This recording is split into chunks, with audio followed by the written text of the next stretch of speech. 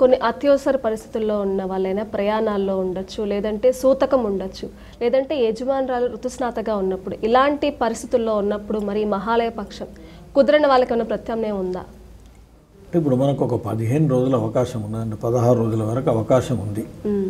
మీరు బహిష్టు అయితే అని అంటే దాన్ని 4 రోజులు దాటిపోతే అవకాశం ఉంటే అట్లా చేసుకోవచ్చు. ఇవి రెండు కాకుండా ప్రయాణంలో ఉన్నాము అంటే 15 రోజులు సామాన్యంగా ప్రయాణాలలో ఉండరు, ఎక్కడనో క్షేత్రం లాగటమో ఏదో ఉంటుంది. తలుచుకుంటే తప్పకుండా ఏదో రకంగా చేసే అవకాశం ఉంటుంది.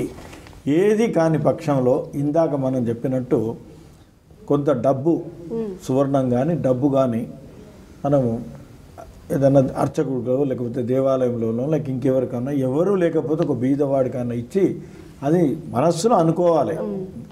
దానికి బదులుగా ప్రత్యామ్నాయంగా నేను ఇది ఇస్తున్నాను అని తండ్రికి చెప్పి నా యొక్క ఇబ్బందిని తెలిపి చేస్తే అది కూడా ఒకందుకు మంచిదే. దాని తర్వాత మళ్ళీ అవకాశాలు ఉన్నాయి. ఇప్పుడు ఇందాక చెప్పినట్టు మనకు 96 ఉన్నాయి, ఆ 96లో లెక్కడం చేయొచ్చు. అంటే ప్రతి సంవత్సరం శ్రాద్ధం పెడతాం కాబట్టి శ్రాద్ధం పెట్టిన వాళ్ళు ఇప్పుడు అందరూ కంపల్సరీ, కొందరు సంవత్సరీకం అంటే చనిపోయిన రోజు కూడా శ్రాద్ధ కర్మలు ఆచరిస్తుంటారు. తర్వాత అదే తిథి నాడు, చనిపోయిన తిథి నాడు ఈ పక్షాలలో కూడా, ఈ పితృపక్షాలలో కూడా చేస్తూ ఉంటారు. కొందరు ఇళ్లలో ఆ పద్ధతి లేదు, కేవలం చనిపోయిన తిథికే చేస్తారు. ఈ రకంగా ఏమిటంటే కొన్ని ఆచారాలు కూడా ఉన్నాయి. ఏ రకంగా అయినా ఒక రోజు, ఇప్పుడు చాలా ఉన్నది, ఆ రోజు వీలు కాకపోతే ఇంకో రోజు ప్రత్యామ్నాయం. సంక్రాంతి పండగకి చేసుకుంటారు, దానికి కూడా చేయాలి. సంక్రాంతి కూడా ప్రతి సంక్రాంతికి, ప్రతి నెల సంక్రాంతి. ఈ 96 ఇప్పుడు చెప్పిన 96 ఇవన్నీ ఉన్నాయి, అమావాస్యలు ఇవి ఉన్నాయి. ఎక్కడ మనకు అవకాశం కలిగితే అక్కడ క్షేత్రంకు పోతే, ఇప్పుడు మనం కాశీ పోతాము, గయా పోతాము, అట్లా క్షేత్రాలలో పోయినా కూడా అక్కడ కూడా పెట్టచ్చు. ఎక్కడ పెట్టినా దాని ఫలితం ఉంటుంది.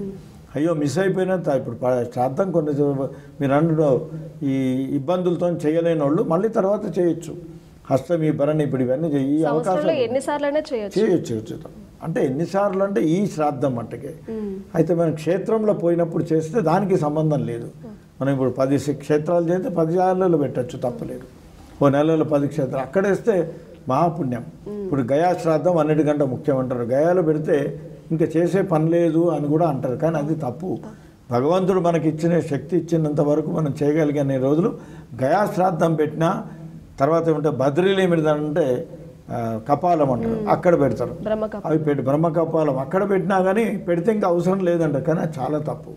భగవంతుడు మనకు శక్తి ఇచ్చి అవకాశం ఉన్నంత వరకు పెద్దలకు, దేవులు వాళ్ళ పితృదేవతలు కాబట్టి రోజు ఎట్లయితే దేవతార్చన చేస్తామో వాళ్ళకు కూడా అర్చన చేయాలి.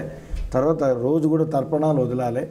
అది ఇస్తే వాళ్ళు తప్పకుండా సంతృప్తి పడి మనందరినీ ఆశీర్వదిస్తారు. మన సంతానాన్ని, భవిష్యత్ సంతానాన్ని, ఇందాక చెప్పినట్టు పిల్లలకు పెళ్ళిళ్ళు కావటం లేదు, ఆలస్యము, ఈ దోషాలన్నీ కూడా ఏమిటంటే మనం ఈ సేవ చేస్తే ఆ దోషాలు ఏవీ లేకుండా వారు మనల్ని ఆశిస్తారు, ఆశీర్వదించి మనకు ముందుకు తీసుకువెళ్తారు. కాబట్టి వారు ఎప్పుడు కూడా సంతానంకు కష్టం కలగాలని ఆలోచించరు. కాబట్టి ఎప్పుడు వీలైతే అప్పుడు చేస్తే సంతోషం.